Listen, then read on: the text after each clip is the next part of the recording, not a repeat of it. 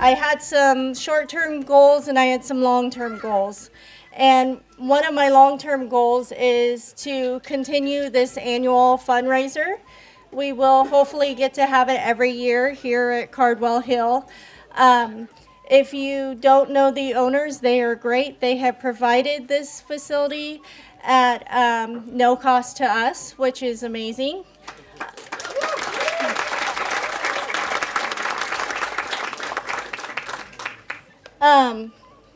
When I look around this room, I don't just see guests at a fundraiser. I see a lot of community members. I see a lot of family members, a lot of volunteers for PCS. Just so everybody knows, we put in an average of 19,000 hours a year to volunteer through the organization that we have. And with that being said, a lot of the volunteers, they are the community members. They come to PCS to help, but they also get to have some support in their volunteering, which is part of the food bank.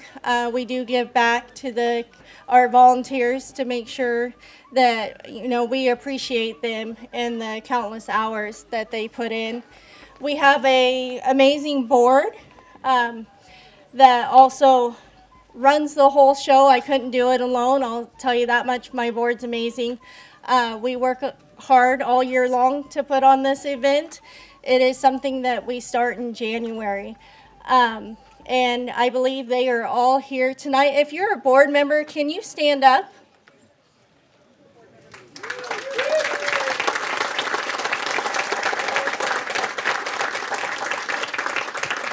Thank you. I greatly appreciate you guys. At PCS, we believe every person deserves to be treated with dignity and respect.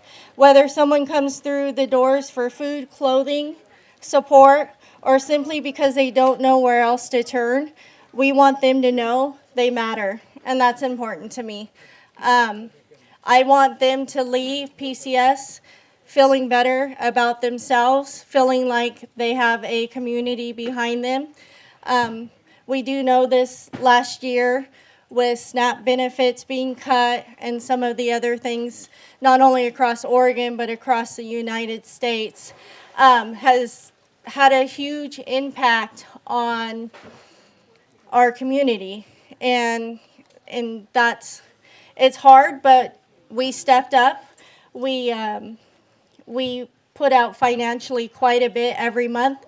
We buy food for the food pantry. So a lot of it is donated, but this year we have had to step up our game and pay for what we give to back to our community. And so with your help, your donations, your sponsors, your bidding on the silent auction, that's what that money goes towards. We put it all back to the community. Every dime of it goes back. And we're looking to expand. It's one of our long-term dreams and goals as well. If you've been to PCS, you know that we're busting out the seams. There's just not a lot of room there. We've been grateful for the facility that we do have, but that is something that in the future we're going to have to expand. So if you have extra money in retirement or something like that, come talk to me. I'd be happy to help you with that. Christopher's on his way. Perfect. Okay. So tonight is celebrating the spirit of generosity. One of the things that I've said in the past is the amount of food and clothing that come through our building and we send out. I think last year I calculated it and it was like, I want to say 200 and something semi-truckloads that come through every year, and it goes out the door every year. So when you think about the impact on the community and what they come to us for their needs to make ends meet every month, That's what it is, and that's what it comes down to. Um, on behalf of the board of directors, our incredible staff, our amazing volunteers, thank you for believing in our mission. Thank you for your generosity. I will just cut to the chase. I hope you dig deep in your wallets tonight. We have a lot of great live auction items. I hope you got a chance to go inside and look at the silent auction items. So if you want to be a part of PCS, please come see me. I'm happy to steer you in the right direction. We do have a few seats left on our board. If that's something you would like to consider, please come see me. And we'll definitely have a conversation about it. But again, thank you for being here, and truly the impact that you guys will leave us tonight, that we will serve the community members throughout the year. So thank you so much. And I will pass it on to Sharon. She is our executive director. Is Chris McMorran here yet? Not yet. He's going to be here about 6:20. We'll let him talk when he gets here. Okay, so this is Sharon. She's our executive director. She's absolutely amazing. She is on the ground every day in the office, and we could not do this without her. So a round of applause. Thank you, Sharon.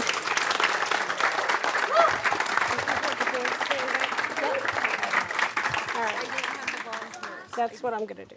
But the board, yes. All right. Well, good evening, everybody. Thank you for coming to my annual birthday party. Tomorrow is my birthday. Last year we did it on my birthday, so I appreciate that. After last year, I said, I don't think I've had a birthday party in I don't remember when. So it's like, yeah, I could throw one. We could throw one. So that's great. I want to have all my volunteers stand up. Come on, guys. Stand up.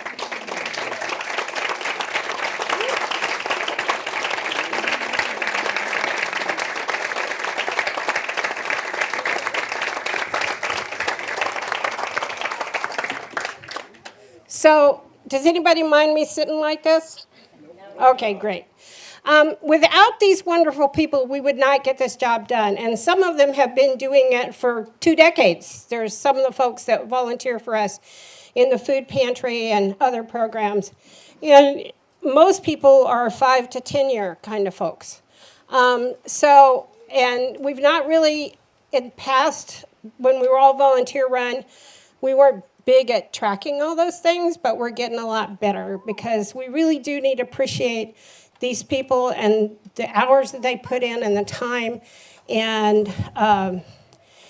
when you're serving 54 families in a couple of hours, it can be a bit of a stressful time too.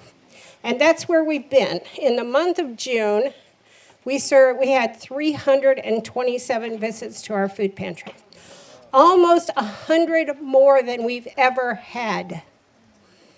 And that story is repeating itself all over the country. It's not just us. It's happening everywhere. But we really appreciate the support of this community. As Jodi said, we've had to buy more food because a program called Commodity Supplemental Food Program, which was actually a commodity program that benefited farmers before it benefited food pantries. And that was canceled. And we lost tens of thousands of pounds in food in Oregon. I think it was like 40 truckloads of mostly protein-type foods. We're just at the end of those things coming out of the warehouses to us, but not nearly in the quantities that they were. And mostly what we're getting, they're down to the dried beans. I've never seen so many varieties of dried beans in my food banking career as I've seen as these came out of the warehouses. And I think some of them came out because they were for international aid, which was also canceled. So it's been an interesting year. Some months we're spending as much as $3,000 on protein items, which is historic for us to be going at the store. Winco loves us. We're actually having to buy bread now, too, sometimes, because there's not enough bread coming through the donated system. So, and that's Bread for us is $1.90 a loaf. So it's striking when we're having to do that. And I, in my entire food banking career of 4 decades, I can never remember having to buy bread for a food pantry. So that's been interesting. If you come down to see us now or you want to make donations, I'm asking you to not do it during the hours that we're open, because we have lost half of our parking in the last 2 weeks because of the water plant construction. So we're being pinched in a lot of ways, and we don't have as much space. So please come if you want to. We want you to bring your donations, but come out during hours that we're not open, because we're struggling. We've even had one fender bender in the parking lot since this all started. So we're just struggling to have enough space. And I don't know. Talk about not open, it means When we're not, Zero when the time. pantry, Yeah. when the pantry is not open, the pantry and JKK. Come when pantry and JK. We're there generally, Liza and I are there from 9 to 3 or 9 to 4. And just call us and make sure. I mean, sometimes we have to go to a meeting or a training or something, but call and make sure. And we want your donations. And I have faithful donors who come in every month. There's one gentleman that comes in and he hands me $60 every month. I could set it on my calendar to know that he's coming. So we really appreciate those donors, and we appreciate all of you and the support that you're giving us. And our garden's doing great, but we're also concerned about that as we finish the construction project. So it's going to be an interesting year ahead, because the construction project is scheduled to continue until April of 2027. So thank you all very much for coming. I am overwhelmed by the turnout this year. We've got great food for you. Joey Linehan, my bandson. Joey is here.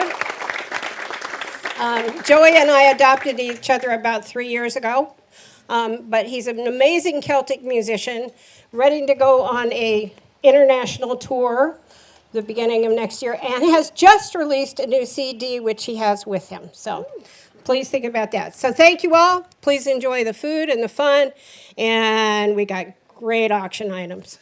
I think, I mentioned I was running a little late today, and I was actually, at my day job, I was talking with a reporter about the underfunding and the cuts that we're seeing to so many different public services and the services that folks rely on every day. And I think that's especially true here in Philomath and here at Philomath Community Services, and that's a huge reason why we're all here this evening. It can be really overwhelming to look around and see folks struggling and see just hardship in so many places. But I think when there is so much of that going on, that makes places like Philomath Community Services even more important, right? We need to really focus on the basic needs that people need to have in order to live healthy, productive lives. That's food. We're all enjoying a delicious meal tonight, and I think the intent of this evening is to make sure that folks throughout our community and throughout Western Benton County can have meals every night and make sure they have that security to live productive lives. So you all came here knowing this was a fundraiser. I hope you take that to heart. I hope you have that number in mind. I'm sure they talked about this a little bit before I got here, but there's a really troubling trend of Philomath Community Services seeing more and more need while getting less support from government grants and from pass-through dollars there. That makes events like this, and it makes your support even more important. Our community has been incredibly generous over the past year, really helping fill some of those gaps and support Philomath Community Services, but that's not over. That is continuing, and we need that more than ever. So I hope you will take that spirit of the City of Volunteers into heart and know that volunteerism doesn't just mean volunteering your time. It can also mean volunteering your dollar. So that's why we're here tonight, and I hope you'll join me in supporting Philomath Community Services, supporting the great work that they do to help folks in our community who need it most. And I've now been told that the real reason you're all here is about to happen, which is the live auction with the person you really came to hear, Billy Scott. So please join me in welcoming Billy Scott to the microphone.